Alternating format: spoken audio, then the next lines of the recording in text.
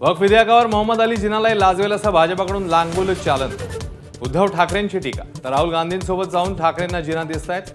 शिंदेंचा पलटवार. भाजपवाले गद्दार मुस्लिमांची स्तुती सगळे करत होते तेव्हा तुम्ही शांत का बसलात? कुठे गेले बाळासाहेबांचे विचार? ठाकरेंचा शिंदेना सवाल. तर ठाकरे अबू आझमी आणि ओवैसींची भाषा बोलतायत. शिंदेंचा टोला.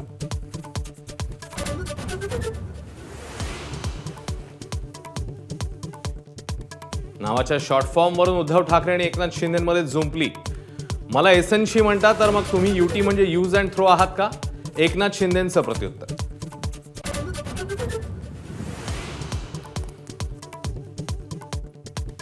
अयोध्येमध्ये 13,000 एकर जमिनीचा घोटाळा. केदारनाथमध्ये 300 किलो सोनं गायब. राऊतांचा राज्यसभेत आरोप.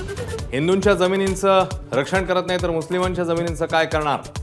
राऊतांचा मोदी सरकारवर हल्लाबोल.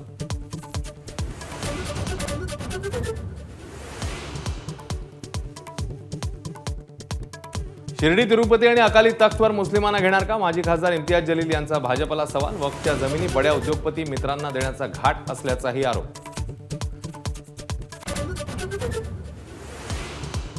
वक्फ विधेयक जबरदस्तीने मंजूर केल्याचा सोनिया गांधींचा आरोप. वक्फ सुधारणा विधेयक संविधानावरील हल्ला.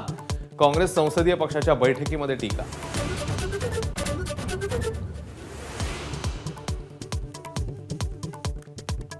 बेळगाव कारवार बीदरमध्ये राष्ट्रपती राजवट लावा. ठाकरेंच्या शिवसेनेचे खासदार अरविंद सावंत यांची लोकसभेत मागणी.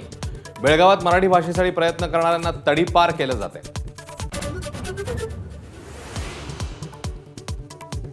मराठीच्या मुद्द्यावरून मनसे आक्रमक. मुंबईतल्या लालबागमधल्या आयकर भवनासह आयडीबीआय बँक शाखेमध्ये धडक. मराठीच्या वापराचा आग्रह.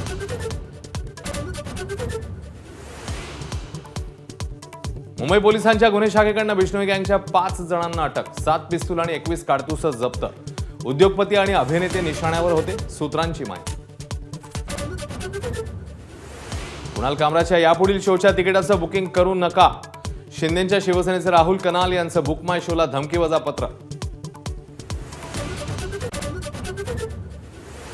अमेरिकेचा जगाला आयात शुल्काचा दणका. भारतावर 26% कराची घोषणा.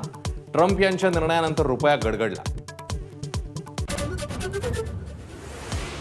सिंधुदुर्ग, रत्नागिरी, भंडारा, जालन्यासह अनेक ठिकाणी अवकाळीचा फटका. नंदुरबारमध्ये गारपिटीचा तडाखा. रब्बी पिकांचं नुकसान. आंबा काजू बागायतदार हवालदिल.